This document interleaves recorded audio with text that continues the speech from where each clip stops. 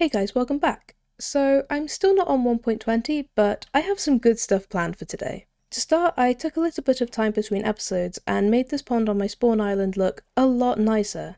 I made it all sandy and added some seagrass and fish and this turtle. I originally had two, but I think the other one escaped into the ocean. But anyway, the main goal for the episode is actually to start the base of the library quarter. I think I mentioned last episode, but I'm really liking the design I've come up with, but I don't think we're going to tackle the library itself today. I think I'm going to aim for getting the floor of the quarter done and also getting the footprint of the library defined, so I know what I'm working with. But before we go and build the floor, we need the materials. Now, most of it I already have, but for the inside of the library, we need a decent amount of polished basalt, and I don't really have any, so I think it's time we build a basalt gen in the nether. Now, I'm going to start off by saying this is not going to be the best or most optimized design, and that's because I designed it. I knew the basic mechanics for basalt generation and I thought, I could make one of these. So I did. Obviously, I'm no redstone wizard, but it works, and honestly that's enough for me. I'm just happy I managed to design a redstone contraption that actually seems to work. So now we've got the basalt we need, it's time we take a look at the quarter we're tackling. And that's this quarter right here. And the plan is for the outside to be kind of like a plaza with some benches and stuff, and then we'll have the library itself in the middle.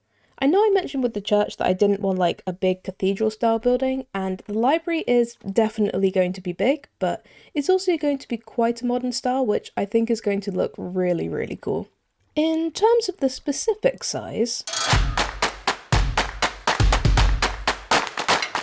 yeah, I think that's about going to be the footprint of the library, and then obviously it's going to go up a ways from there, but it kind of looks a bit like a bow tie now I look at it like this, or maybe a Christmas cracker.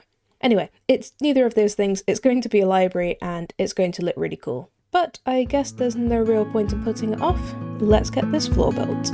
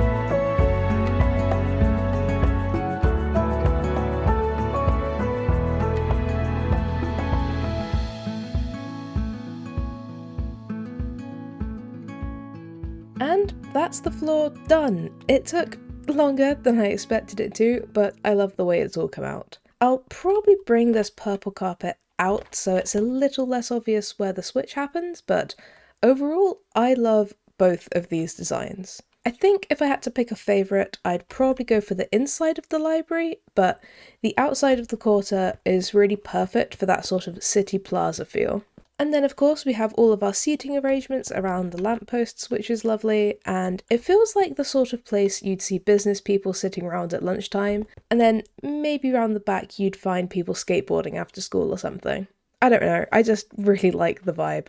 I also decided that just having the seating and the fountain would be a little boring, so I added a sort of giant chessboard.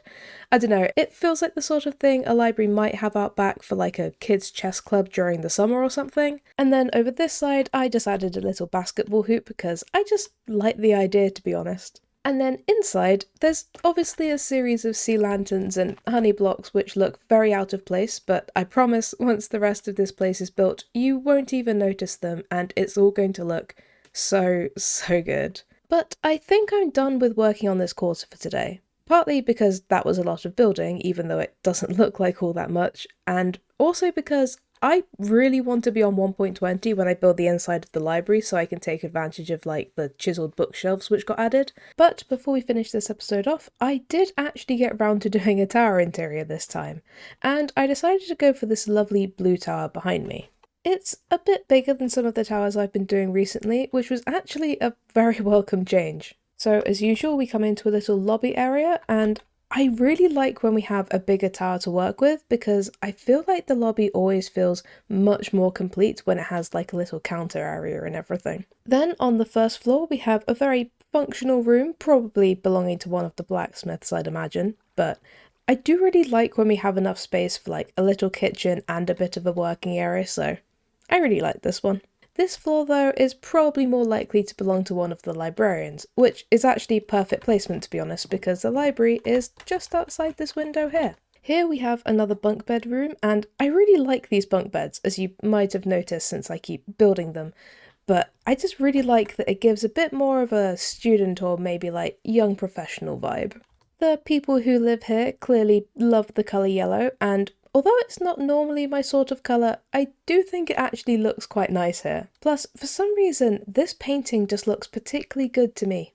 I'm not sure why, maybe it's because of the concrete or the yellow, I don't know, but I like it. Then we have the first special room of this tower, and I pretty much wrote this idea down as just a treasure hoard. It's not the most secure treasure hoard in the world, but I guess this place did used to be guarded by a dragon. This is a bit more of a communal space for people to do some like smithing and smelting and stuff like that, and it really just has most of the essentials that not every other room has, which is quite a nice idea.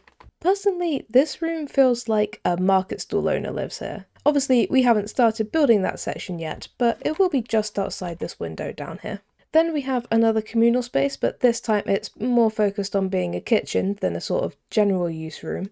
Also, and I know I keep looking out of these windows, but I keep finding views that I really like, and this glimpse over towards the blacksmith is very nice. And then finally we have our amethyst geode. It's not perfect given the restrictions the tower offers, but I do think it's quite effective, and I also really like the way that over here it looks like the amethyst is slowly starting to take over the original floor, a little like it's spreading with time. And that's probably actually all about we have time for today. I promise that next episode will be on 1.20, even if I have to move without all of my mods. I just can't wait any longer to explore and see what we can find in my world. So, until then, thank you guys for watching, I hope you have a great day, and I'll see you next time. Bye!